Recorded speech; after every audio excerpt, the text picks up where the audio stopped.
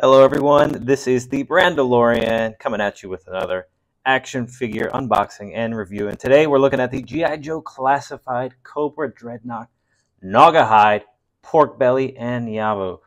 That's right, ladies and gentlemen, this is a 3-pack, if you will, technically, with a figure and pet. Harkening back to the old 80s line that would have Mutt and Junkyard, Law and Order, Snake Eyes and Timber, and none other than Gnawgahyde, Porkbelly.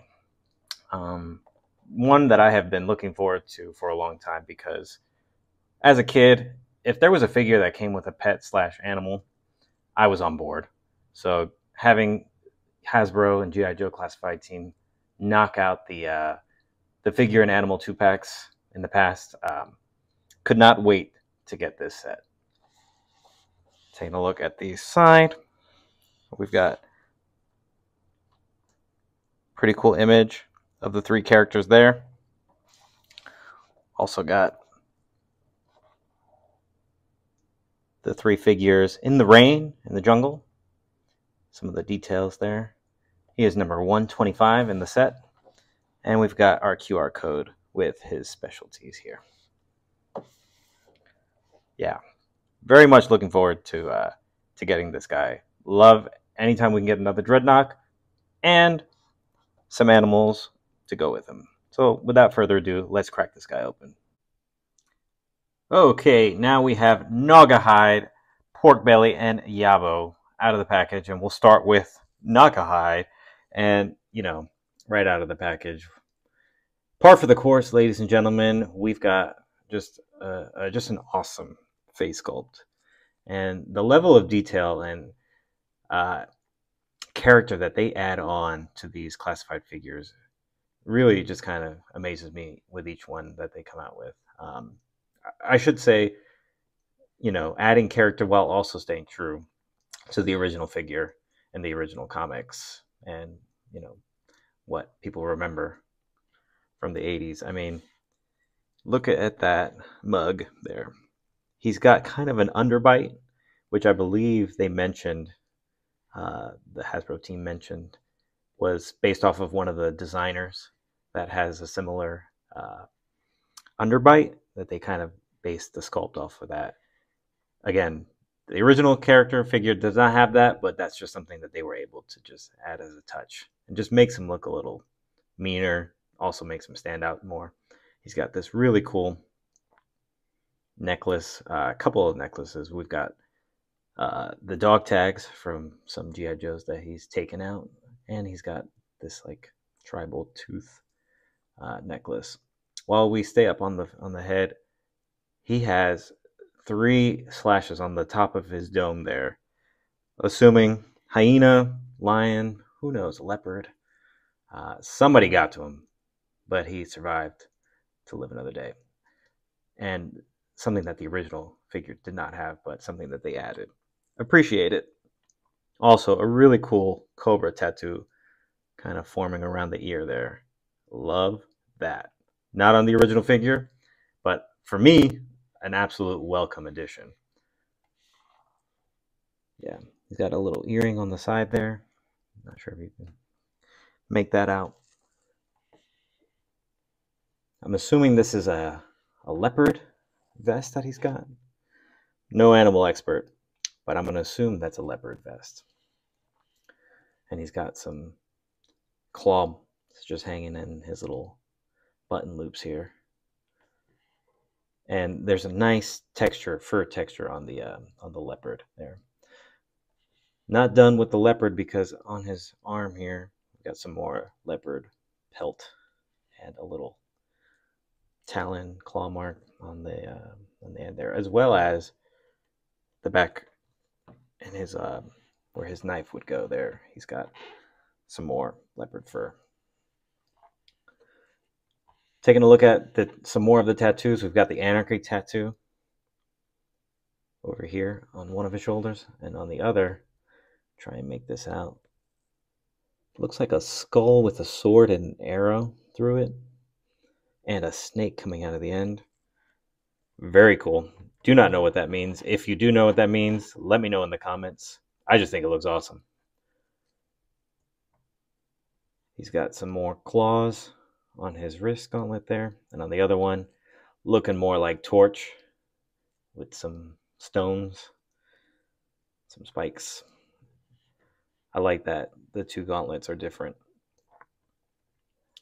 Less symmetrical. Don't always need symmetry for my Dreadnoks.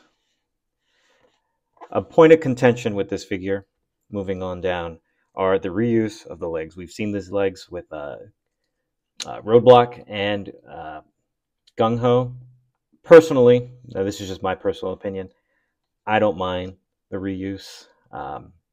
Some people say that they're harder to stand, these legs, but that's why I have these badass figure stands. So I don't really worry too much about that.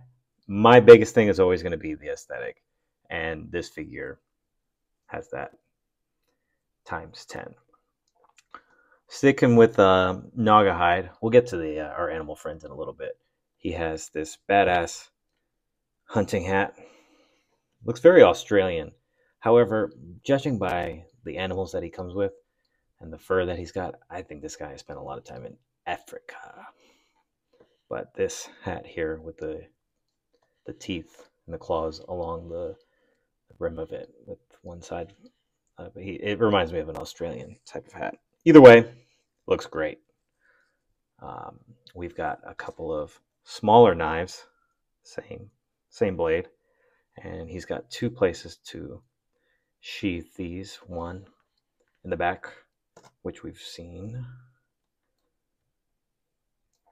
So we'll just stick that in like that. And then he's got another place down by his boot. We can go ahead and sheath the second knife.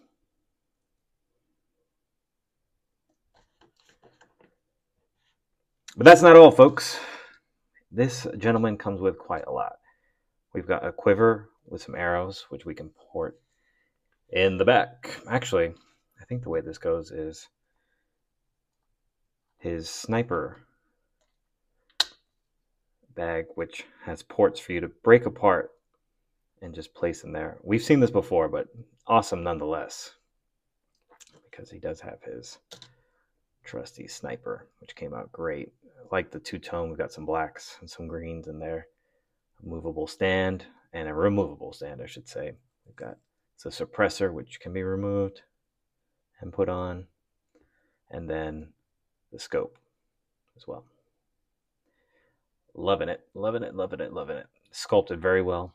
I think, did we see this with Shooter or was it Low Light? Either way, it's good to have it in a different paint scheme because the sculpt is really, really well done. And then so you can break that apart and place it into this nice sniper carrying case. But let's see if we could just put the quiver in the back. Like so. I guess we can do that. And I think if you wanted to, you could also put the sniper case in the back and then put the quiver there. So maybe we could try that instead. Like that. And then the quiver. Man, this guy is armed and ready to hunt. Good Lord. He's a professional, ladies and gentlemen. We have a single arrow that you can pose with because you also have this tech arrow, or tech bow, I should say. Now, this we've seen with Shadow Tracker, but the Shadow Tracker was all black. This one has a nice two-tone with black and green. And we've got the balancer that can come off.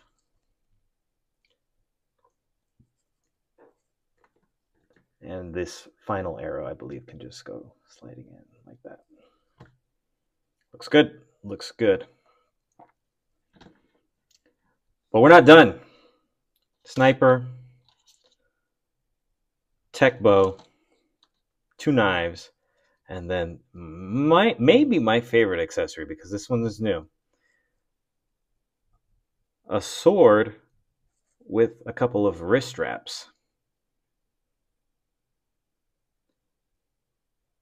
I'm a big hand-to-hand combat guy, so once he puts down the bow and the sniper, he's going to get to work. with this wrist sword. Don't see it very often. Gives the man character. He knows he can handle himself. If it comes to close quarter fighting, we'll just see how this looks. Strapping it around his wrists. Yeah. I like it. I like it a lot. Now, let's get to the animal pals. All right, here is Yobbo and Porkbelly. I think these guys came out great. We'll start with Porkbelly. First of all, he stands really well. I mean, the detail is just, I mean, you can't argue against it, people.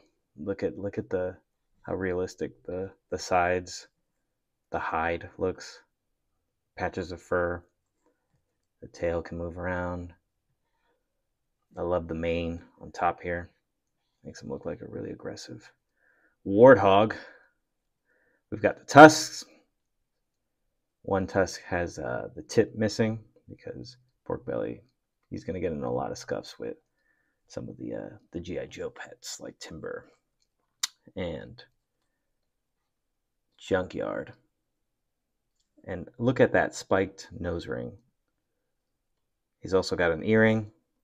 Love the detail in the eyes there. Love the side. Chops.